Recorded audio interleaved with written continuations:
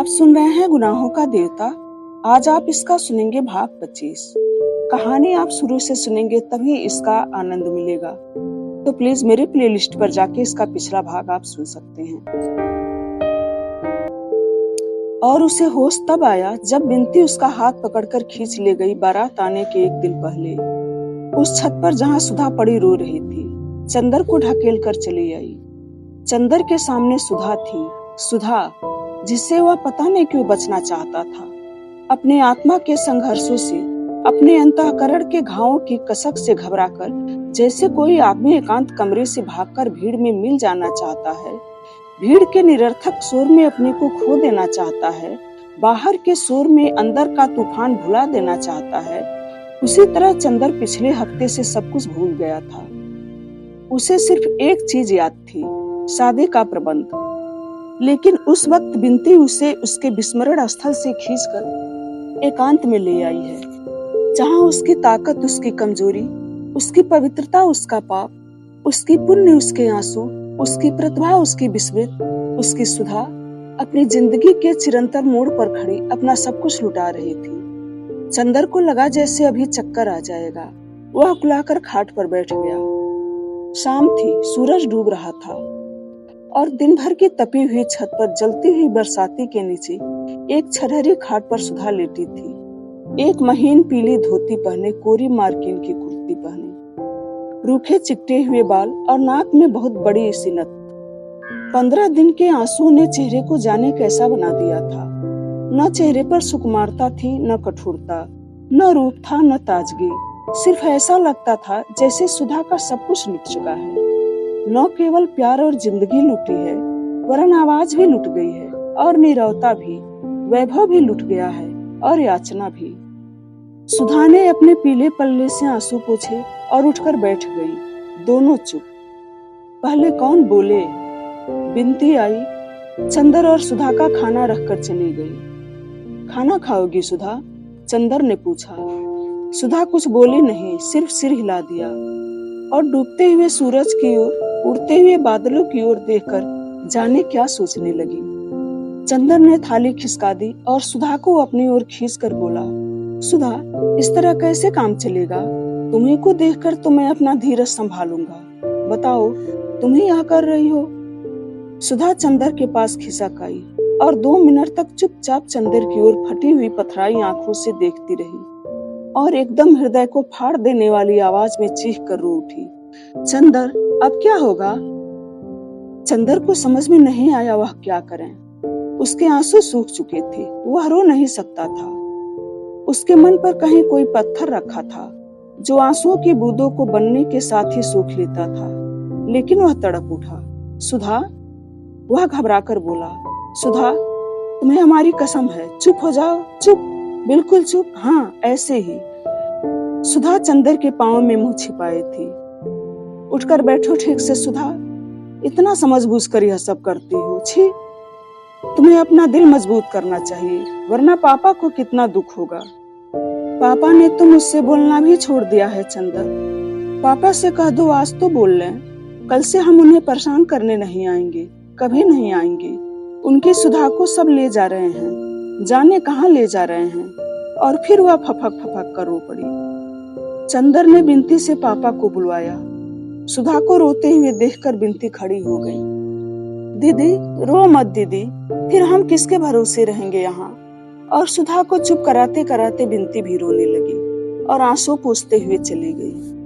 पापा आए, सुधा चुप हो गई और कुछ कहा नहीं, फिर रोने लगी।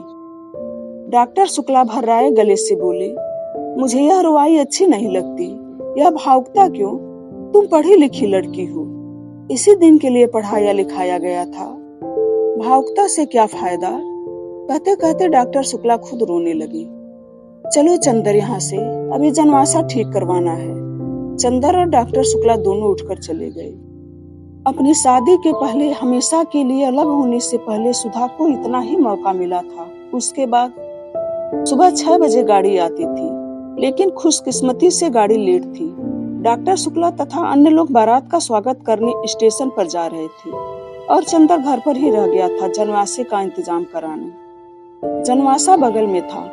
माथुर साहब के बंगले में 2 हॉल और कमरा खाली करवा लिए गए थे। चंदर सुबह 6 बजे ही आ गया था और जनवासे में सब सामान लगवा दिया था। नहाने का पानी और बाकी इंतजाम कर वह घर आया। जलपान का इंतजाम तो केदार के हाथ में था, लेकिन कुछ तौलिए भिजवाने थे। बिनती, कुछ तौलिए निकाल दो, चंदर ने बिनती से कहा। बिनती उड़द की दाल धो रही थी। उसने फौरन उठकर हाथ धोए और कमरे की ओर चली गई। ए बिनती, बुआ जी ने भंडारे के अंदर से आवाज लगाई। जाने कहाँ मर गई मुँह झोसी। अरे सिंगार पटार बाद में कर लियो, काम में तनिक दीदा न लगते। बेसन का कनस्टर कहाँ रखा है? अभी आए, बिनती ने चंदर से कहा और अपनी माँ के पास दौड़ी। 15 मिनट हो गए, बिनती नहीं लौटी। ब्याह का घर, हर तरफ से बिनती की पुकार मस्ती, और बिनती पंख लगाए उड़ रही थी। जब बिनती नहीं लौटी तो चंदर ने सुधा को ढूंढकर कहा, सुधी, एक बहुत बड़ा सा तौलिया निकाल दो। सुधा चुपचाप उठी और स्टडी रूम में चली गई। चंदर भी पीछे पीछे गया। बैठो, अभी निकाल कर लाते हैं, सुधा ने भरी हुई आवाज में कहा और बगल के कमरे में चली गई। वहां से लौटी तो उसके हाथ में मीठे की तस्तरी थी। अरे खाने का वक्त नहीं है सुधा, 8 बजे लोग आ जाएंगे। अभी 2 घंटे हैं, खा लो चंदर। अब कभी तुम्हारे काम में हर्जा करके खाने को नहीं कहूंगी, सुधा बोली। चंदर चुप। याद है चंदर, इसी जगह आंचल में छिपाकर नान खटाई लाई थी। आओ आज अपने हाथ से खिला दूं, कल से ये हाथ पराये हो जाएंगे।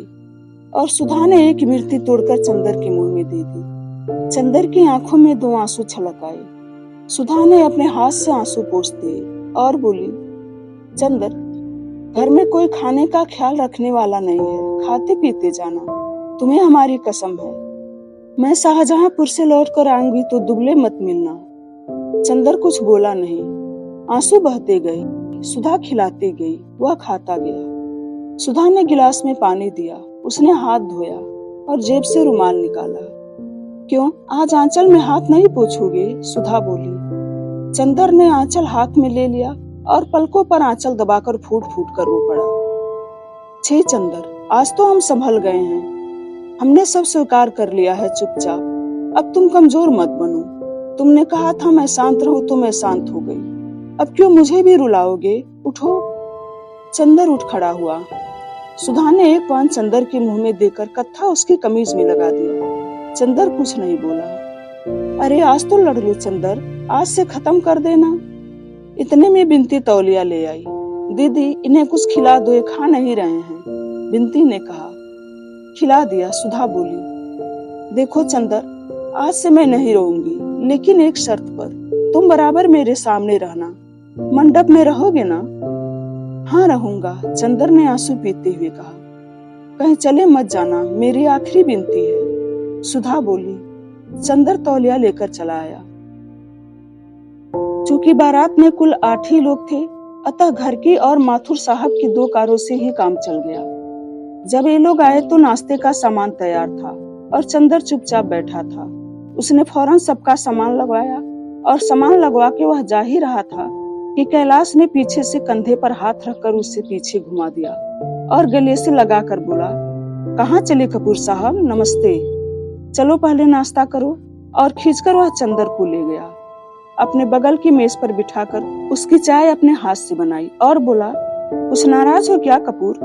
खत का जवाब क्यों नहीं देते थे? हम तो बराबर खत का जवाब देते रहे यार, कपूर चाय पीते हुए बोला। अच्छा, तो हम घूमते रहे इधर उधर, खत गड़बड़ हो गए होंगे। लो समोसा खाओ, कैलाश ने कहा। चंदर ने सिर हिलाया तो बोला, अरे वाह मियाँ, शादी तुम्हारी नहीं हो रही है, हमारी हो रही है, समझे? तुम क्यों तकल्लुफ कर रहे हो?